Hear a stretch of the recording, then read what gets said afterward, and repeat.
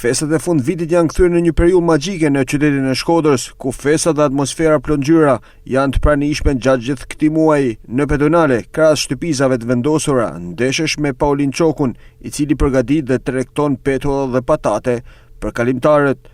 Paulini ka rreth 20 vite që tregton këto ushqime, kryesisht në plazhin e Vilipojës, por këtë vit ai ka siguruar një leje për të vendosur karrocën e tij në pedonale.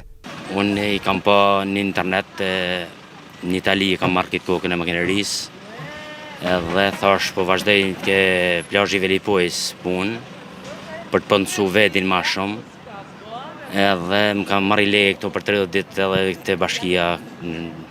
Jena të kënaqur, punoj me familjet, jam i kënaqur një ditë punët e shes. Paulini thotë se ushqimet janë të freskëta, gjithashtu edhe të shijshme. Unë vetëm petlla dhe patate spirale.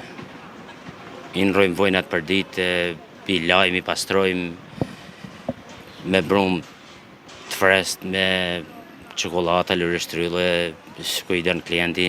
Ndonse temperaturat janë të ulta, 48 vjeçari punon rreth 12 orë në ditë. Mirë, për shkak të ky sezon mirë, i ke muaj se kena marrë lejen, mirë është. Po rrim 12 orë, prej 9 mjesit deri në 9 darkës, çfarë do.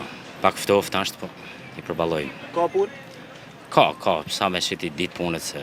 Ndërsa Paulini pas këtij muaji do të pres sezonin veror për të vijuar të tregtojë petulla dhe patate në plazhin e Vilipojës, aty ku prej shumë vitesh ushtron këtë aktivitet. Në sezon plazhit do vazhdoj pra.